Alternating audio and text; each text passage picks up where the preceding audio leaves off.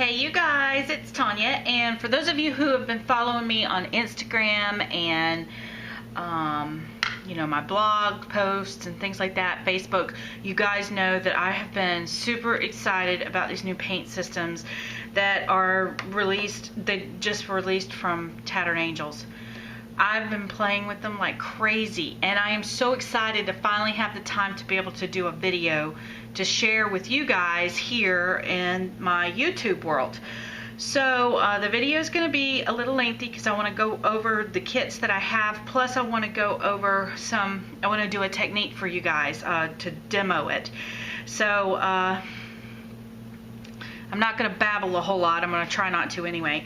So this is apparently like my favorite one so far because I've used the most of it. But this is the turquoise precious stones. And what these kits are is it's 4 of the Tattered Angel products kitted together in 1 ounce bottles. So you'll get 4 different mediums in 1 ounce bottles to make up whatever the kit is. Like this is turquoise precious stone.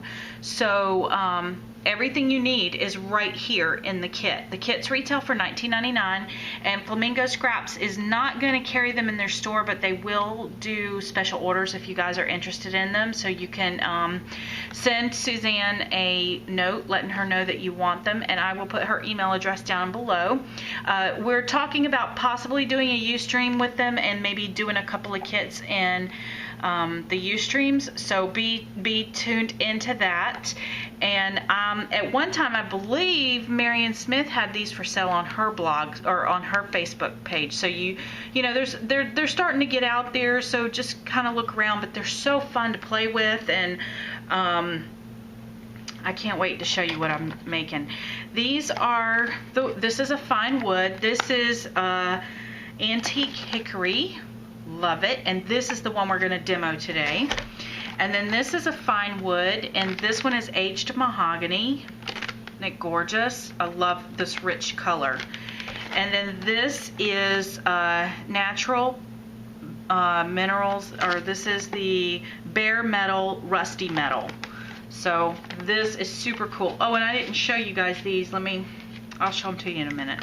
And then this one is the fine wood whitewashed pine. So those are the kits that I currently have. I have some others on order. They'll be here soon. So this year I think you're just going to see me playing with these mediums. I'm really happy. So this is I don't know if you're going to be able to really see it good in the video. I'm going to try my best to get it where you can see the textures. And these are kind of my first run-throughs with them, so I'm pretty happy. You know, it looks like wood veneer. And I think it's really cool because, you know, right now all these little wood veneer pieces are so popular. And for those of you who do not like, you know, really thick embellishments, and say you project lifers who want to keep your albums kind of flat, or maybe card makers who need to mail their cards, you could take these paint systems, do this up on paper, then die cut it or punch it with your favorite cutting systems, and come up with some really cute wood veneer type looks that keep with the trends, but they're still really flat because they're paper. So this is the aged mahogany, and then this is the rusty metal, and look at the texture in that metal. Again, I hope the video is going to pick it up, but let me see if I can get a little closer to it. But there is a lot of texture in that. And then if you want to follow me on my blog at psychomomscrapbooks.blogspot.com, I have this tag where I did an actual tag with it, made a dress form, Tim Holtz style tag with it. And then this is the stone that I made into this beautiful card.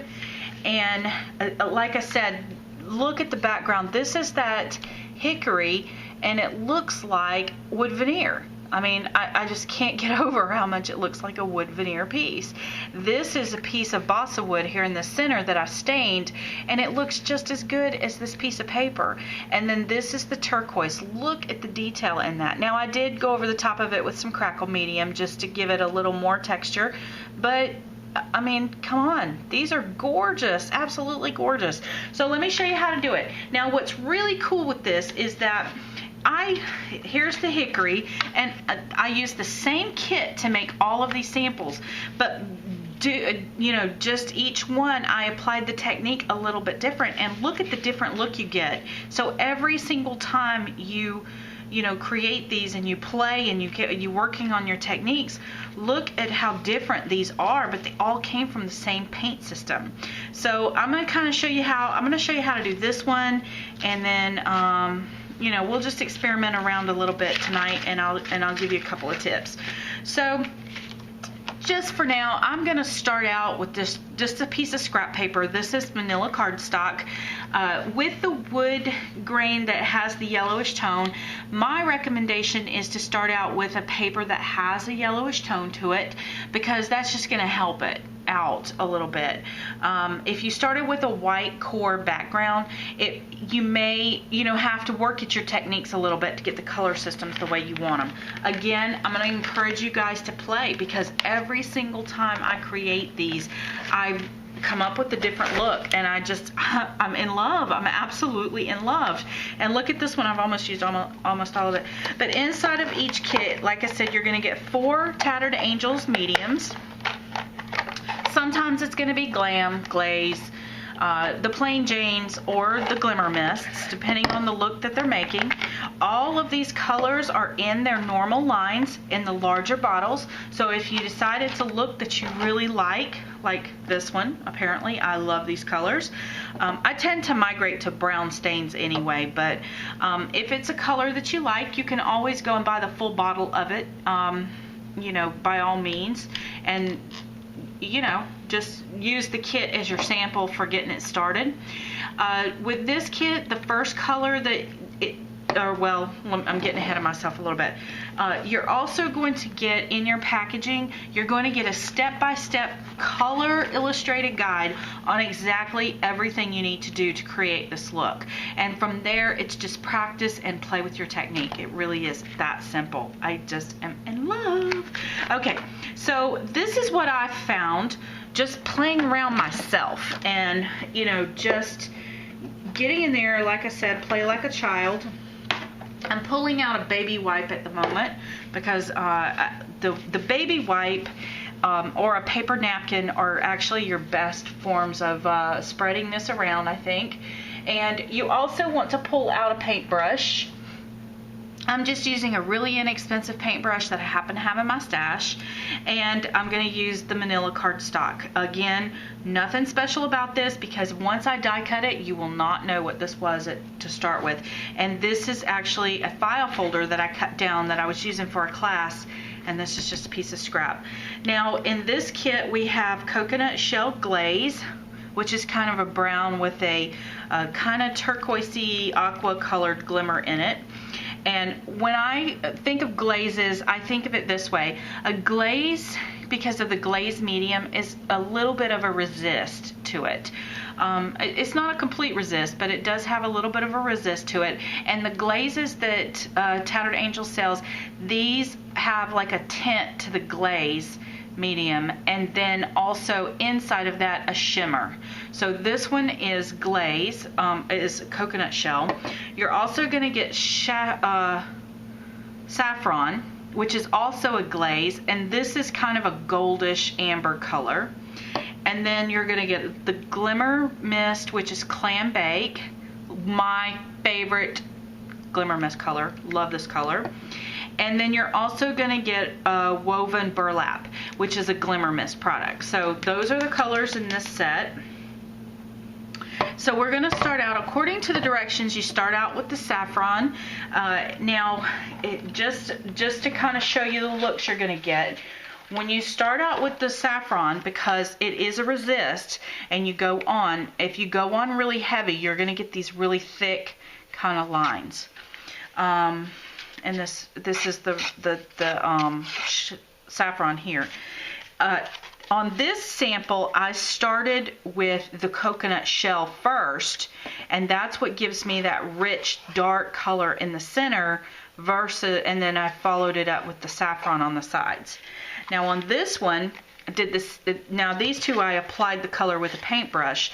These two I applied it with the baby wipe, and I got a completely different look. And then this one I applied with a paintbrush. and this has the saffron first. So what we'll do is, I have a couple of pieces of paper here. If we've got time, I'll do both. But we're going to start out like the directions say, and I'm going to pour a little bit of the saffron onto my mat. You don't need a lot of it, but a little bit is nice. Then I'm going to take my baby wipe. Now the directions say use a paintbrush to draw fine lines, but I'm going to take a baby wipe instead. And I like the baby wipe because it's already moist, so it's not going to like soak it up like a sponge. And the water's going to help me spread it. And I'm just going to do really not even putting any pressure. I'm just drawing that line across, just like that. See what I get? Now I'm going to take that baby wipe and I'm going to take it and just spin it. And that's going to give me my knot that I'm after. And see, it's just that simple. See how pretty that is? And you wouldn't have a knot right directly next to it. So let's put this one maybe down here coming off the page. And then I'm just going to take and wipe that back across. Now you want to make sure, because this is veins and wood, you want to make sure you keep going in the same direction as, you know, you wouldn't want to go side to side or circular or any of that. So I'm just pulling that out, pulling that color out, and making that knot. Now because this is a glaze, remember what I told you, glazes are resists. You're going to get a little bit of a resist to the color, your next color that you add. I'm going to come back with this one is the coconut shell. Again, it's going to be a little bit of a resist. And I'm going to dip my paintbrush in this time, get some of that glimmer up off the sides. Make sure you shake these bottles up really good before you start. And this time I'm going to come in with this paintbrush and I'm just going to kind of paint in a little bit of dark color just along here. Again, I'm being very careful, light to the touch. I don't want a ton of color. I just want to be able to accent along this vein. And you know what? I may want a little more color on. I'm going to just take this and dump it just like that onto that baby wipe. Just like that. Kind of dump a little bit off. And then maybe even take and do the spin off thing again. You know, see how it picks up that color? Isn't that gorgeous? Do the same thing over this and pull it down. Pull it back down this way and just keep applying that color in there. Isn't that gorgeous? I'm in love, guys. I don't even know how to tell you how much I'm in love with these. I mean, look at the knots that are showing up just from, look at that. How cool is that? I'm in love. I'm totally in love. Now, put the lid back on your mists before you end up making a mess. I'm going to add just a little touch more color, maybe right around in here. You don't have to be a painter to do this. You know, you're just following natural lines, just like wood is. I mean, it's just like wood. The more irregular it is, actually, I think the better it is. And again, remember, these are glazes, so they're going to resist when we spray and saturate this up. They are going to resist the other glimmers everywhere we've painted. So I'm going to call that done for now. Then I'm going to take my clam bake, and in some of these areas that have no color, I'm just going to really spray and get this good and saturated. Okay, leaving some color. I'm not heavy saturating it. Then I'm going to come back with my woven burlap, and this is where the pop of richness comes from. Okay, now you can really see that there's some resisting going on in here. While it's still wet, I'm going to take my baby wipe. I'm going to pick up the color off my mat, my resist mat, and I'm just going to kind of work it in.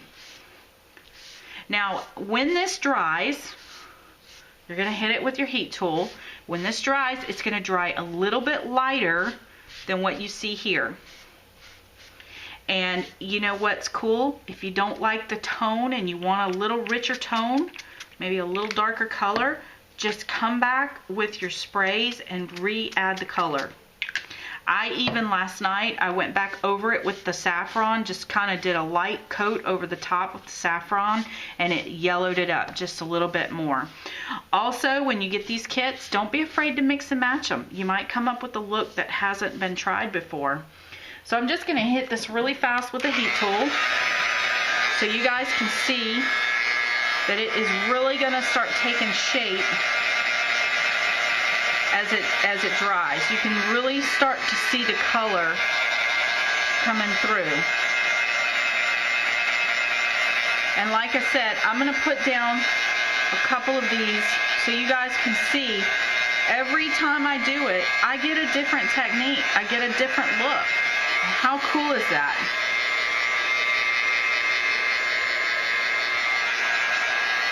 So anyway, I'm gonna let me dry it a little bit more from the outside. And you know what's really cool about these is, like I said, they've given you everything you need to do it in the instructions. You have all of the instructions right there.